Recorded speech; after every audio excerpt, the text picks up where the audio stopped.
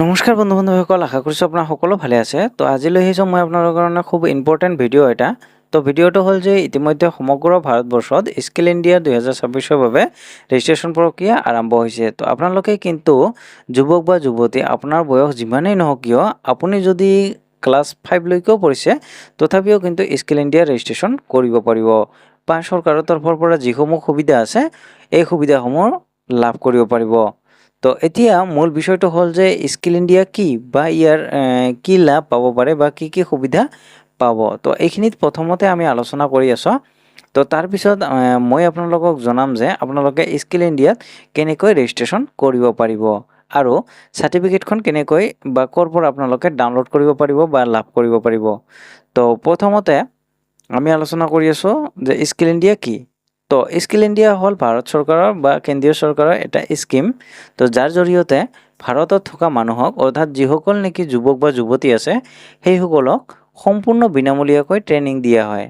তো এতিয়া ট্ৰেইনিংসমূহৰ বহু ধৰণৰ আছে বা আপোনালোকৰ ট্ৰেইনিঙৰ পিছত চাৰ্টিফিকেটো প্ৰদান কৰে আৰু এয়া বিনামূলীয়া বহুত ধৰণৰ ট্ৰেইনিং আছে, যেনে কম্পিউটাৰ কৰ্চ, ইলেক্ট্ৰনিক কৰ্চ কৰিব পাৰে বা আপোনালোকে অন্য বহুত ধৰণৰ কৰ্চ আছে যিবোৰ আপোনালোকে আপোনালোকৰ ইণ্টাৰেষ্ট অনুসৰি বিনামূলীয়াকৈ কৰ্চটো কমপ্লিট কৰি এক্সাম দি আপোনালোকে চাৰ্টিফিকেট ল'ব পাৰিব।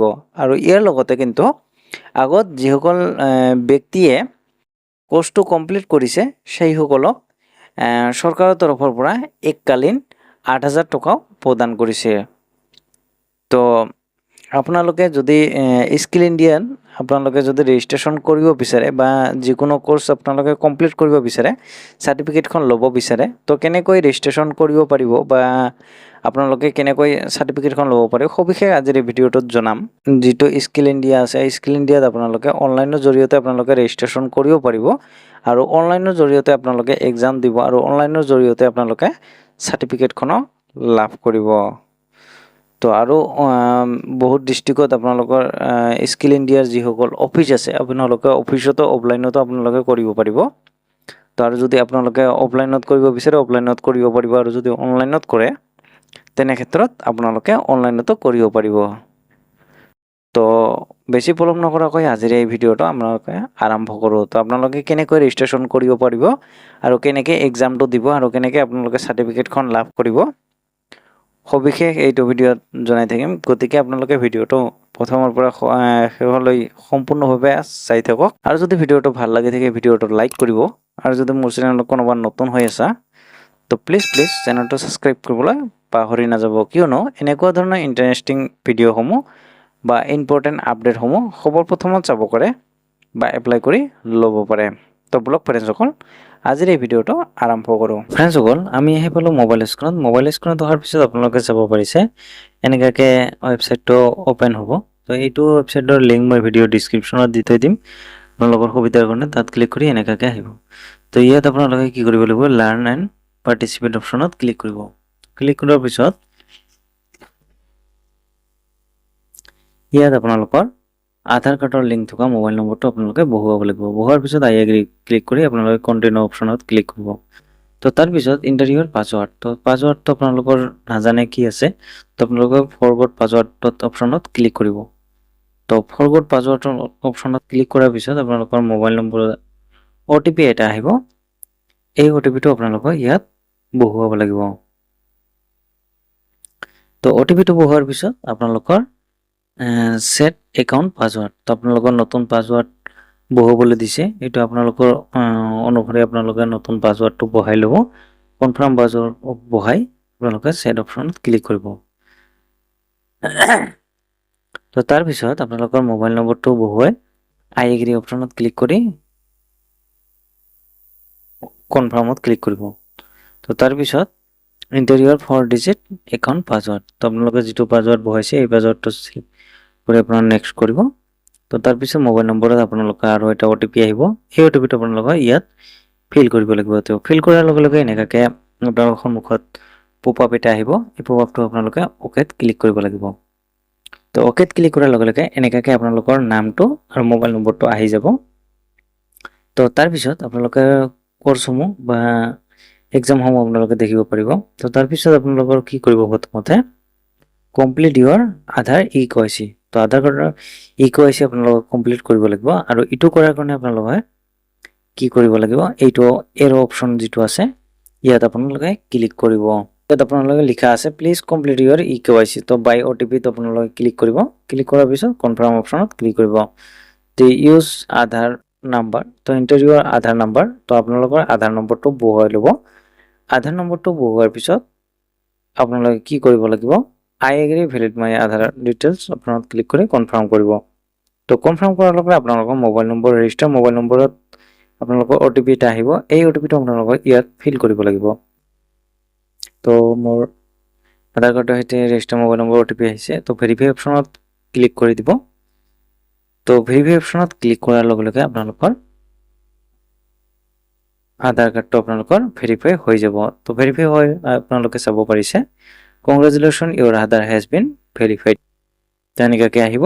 তো ইউৰ ই-KYC কমপ্লিটেড এনেকুৱাকৈ হৈ যাব। তো হোৱাৰ পিছত আপোনালোকে ইয়াত চাব পাৰিছে। তো আপোনালোকৰ এনেকুৱাকৈ ছাইটত আহি যাব।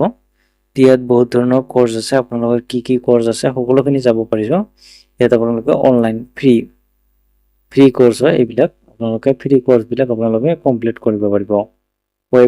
ৱেবছাইট ডিজাইন এণ্ড ডেভেলপমেণ্ট, তো website design and development, Kisan details, এইটো আপোনালোকৰ অনলাইন কোৰ্চ হয়। আপোনালোকৰ বহুতকেইটা কোৰ্চ, আপোনালোকে বহুত কোৰ্চ চাব পাৰিব। আৰু এইবিলাক আপোনালোকৰ অফলাইন হয়, অফলাইন কোৰ্চ হয়।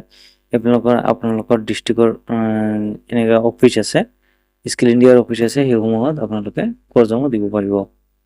তো ইয়াত আপোনালোকে কোৰ্চসমূহ কেনেকৈ কমপ্লিট কৰিব বা আপোনালোকে এক্সামটো কেনেকৈ দিব, চাৰ্টিফিকেটটো কেনেকৈ লাভ কৰিব, প্ৰথমতে মই যিকোনো এটা কোৰ্চ আপোনালোকক অ'পেন কৰাই সকলোখিনি ডিটেইলছ আপোনালোকক দেখুৱাই আছোঁ। তো মই চ'লাৰ প্লেন ইনষ্টলেশ্যন এইটো কোৰ্চ মই কমপ্লিট কৰাই দেখুৱাই আছোঁ। তো অ'পেন কৰিলোঁ।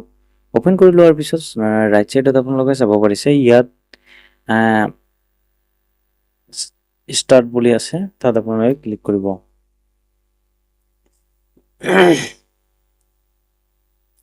তো তাত ক্লিক কৰাৰ লগে লগে এনেকুৱাকৈ পেজটো আপোনালোকৰ খোল খাব। তো খোল খোৱাৰ পিছত আপোনালোকে চাব পাৰিছে, তো ইয়াত বহুতকেইটা অপশ্যন আছে, আপোনালোকৰ তিনিটা অপশ্যন আছে। তো তিনিটা অপশ্যনৰ ভিতৰত আপোনালোকৰ ইণ্ট্ৰডাকশ্যন এৰো অপশ্যনত ক্লিক কৰিব। তো ক্লিক কৰাৰ লগে লগে এনেকুৱাকৈ আহিব। দ্বিতীয়টো ক্লিক কৰিব, তৃতীয়টো আপোনালোকে ক্লিক কৰিব লাগিব। তো ইয়াত মই কওঁ আপোনালোকৰ ষ্টেপ বাই ষ্টেপ তিনিটা আপোনালোকৰ চাৰিটা আপোনালোকৰ ভিডিঅ' চাব পাৰিব। Certification, survey, question. তো আপোনালোকে প্ৰথমটো এনেকুৱাকৈ চিলেক্ট কৰিব। চিলেক্ট কৰাৰ পিছত আপোনালোকে নেক্সট যিটো অপশ্যন আছে, নেক্সট অপশ্যনত ক্লিক কৰিব লাগিব। তো নেক্সট অপশ্যনত ক্লিক কৰাৰ লগে লগে আপোনালোকৰ ভিডিঅ' এনেকৈ বেলেগ হ'ব। তো গোটেইকেইটা ভিডিঅ' আপোনালোকে সম্পূৰ্ণকৈ চাব লাগিব। তো এনেকুৱাকৈ ভিডিঅ'টো বেলেগ হ'ব। আপোনালোকে ভিডিঅ'টো সম্পূৰ্ণ স্কিপ নকৰাকৈ আপোনালোকে ভিডিঅ'টো সম্পূৰ্ণকৈ চাব। চোৱাৰ পিছত নেক্সটত ক্লিক কৰিব। নেক্সটত ক্লিক কৰাকৈ আপোনালোকে ভিডিঅ'সমূহ সকলো ভিডিঅ'খিনি আপোনালোকৰ 3-4টা ভিডিঅ' থাকিব। কমপ্লিট হোৱাৰ পিছত লাষ্টত নেক্সট আপোনালোকে ক্লিক কৰিব। ক্লিক কৰাৰ পিছত ইয়াত আপোনালোকৰ কুৱেশ্যন থাকিব। এই ভিডিঅ'বিলাকত আপোনালোকৰ যিবিলাক আপোনালোকে ভিডিঅ' কমপ্লিট চাইছে, এই ভিডিঅ'বিলাকৰ ভিতৰত আপোনালোকৰ কুৱেশ্যন কাঢ়ি আহিব। এই কুৱেশ্যনবিলাক আপোনালোকে দিব লাগিব। তো দিয়াৰ পিছত congratulation you are successfully finish your course. তো এনেকুৱাকৈ আহিব। তো আপোনালোকে কোৰ্চটো ফিনিছ হৈ গৈছে। তো তাৰপিছত আপোনালোকে লাষ্টত আপোনালোকে নেক্সট অপশ্যনত ক্লিক কৰিব। তো নেক্সট অপশ্যনত ক্লিক কৰাৰ লগে লগে আৰু এটা ভিডিঅ' এনেকুৱাকৈ আপোনালোকৰ সন্মুখত প্লে হৈ যাব। তো এনেকুৱাকৈ সকলোখিনি আপোনালোকে ফিল আপ কৰাৰ পিছত আপোনালোকে এক্সাম আহিব। এক্সামটো আপোনালোকৰ কোনটো কোৰ্চ কৰিব বিচাৰে সেই কোৰ্চ হিচাপে আপোনালোকে এক্সামটো দিব। তো এক্সাম দিয়াৰ পিছত লাষ্টত আপোনালোকে নেক্সট অপশ্যনত ক্লিক কৰিব। তো নেক্সট অপশ্যনত ক্লিক কৰাৰ লগে লগে এনেকুৱাকৈ পেজটো অ'পেন হ'ব।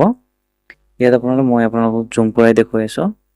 তো ইয়াত আপোনালোকে ভিউ চাৰ্টিফিকেশ্যন, তো ভিউ চাৰ্টিফিকেশ্যন অপশ্যনত আপোনালোকে ক্লিক কৰিব। তো ক্লিক কৰাৰ লগে লগে আপোনালোকৰ সন্মুখত কংগ্ৰেচুলেশ্যন এনেকুৱাকৈ আপোনালোকৰ you has been successfully completed এনেকুৱাকৈ আহিব। ডাউনলোড চাৰ্টিফিকেট বুলি আছে।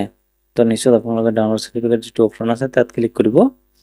ক্লিক কৰাৰ লগে লগে এনেকুৱাকৈ চাৰ্টিফিকেটখন আপোনালোকৰ ডাউনলোড হৈ যাব।